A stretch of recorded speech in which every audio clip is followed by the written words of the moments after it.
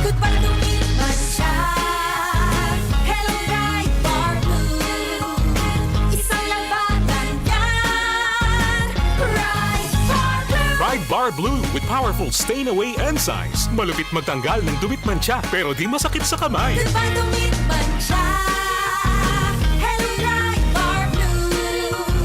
Isang labanan yan. As tested ang cotton and polycotton. Sa mancha, malupit. Sa kamay mo, mabait. Ride Bar Blue. Manufactured by ACS Manufacturing Corporation. ISO certified. World-class quality. ACS.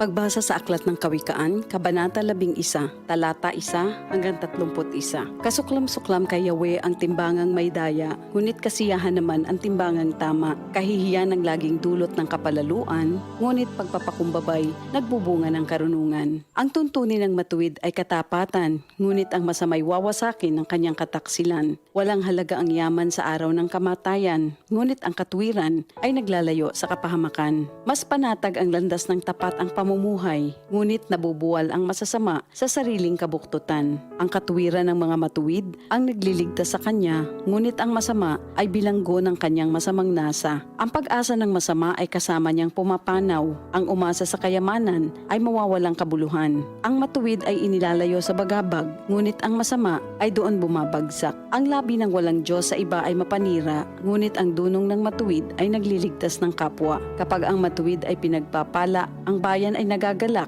ngunit higit ang katuwaan kapag ang masamay napapahamak. Dahil sa salita ng matuwid, ang bayan ay tumatatag, ngunit sa kasinungalingan ng masama, ang lungsod ay nawawasak. Ang kapos sa kaalaman ay humahamak sa kapwa, ngunit laging tahimik ang taong may unawa. Walang maitatago sa bibig ng madaldal, ngunit ang tunay na kaibigan, iyong mapagkakatiwalaan. Sa kakulangan ng tuntunin ng bansa ay bumabagsak, ngunit sa payo ng nakararami, tagumpay ay tiyak. Ang nananagot para sa iba, sa gusot ay nasasadlak, ngunit ang ayaw gumarantiya ay malayo sa bagabag. Ang babaeng mahinhin ay nag-aani ng karangalan, ngunit ang walang dangal, tambakan ng kahihiyan.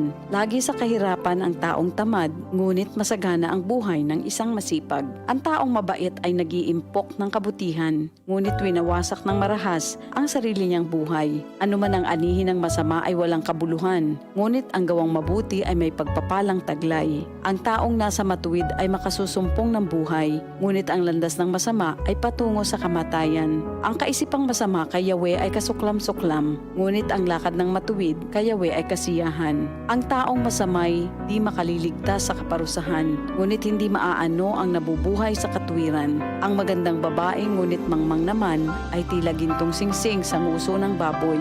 Anumang nais ng matuwid ay nagbubunga ng kabutihan, ngunit ang mahihintay lang ng masama ay kaparusahan. Ang taong mapagbigay ay lalong yumayaman, ngunit naghihirap ang tikom ng mga kamay. Ang taong matulungin sasagana ang pamumuhay, at ang marunong tumulong ay tiyak na tutulungan. Sinusumpa pa ng lahat ang nagkakait ng butil, ngunit pinupuri ang nagbibigay ng pagkain. Kung mabuti ang hangarin, ikaw ay igagalang. Kapag humanap ng gulo, iyon ay masusumpungan. Malalantang tila dahon ang nagtitiwala sa kanyang yaman, ngunit ang matuwid ay giginhawa tulad ng sariwang halaman. Ang nagpupunla ng gulo sa sariling sambahayan, mag-aani ng problema, gugulo ang pamumuhay. Ang taong mangmang at walang nalalaman ay alipin ng matalino habang siya'y nabubuhay. Buhay ang dulot ng matuwid na pamumuhay at kamatayan naman ang hatid ng karahasan. Ang matuwid ay ginagantimpalaan dito sa lupa, ngunit paparusahan naman ang mga makasalanan at masasama. Ito ang salita ng Diyos.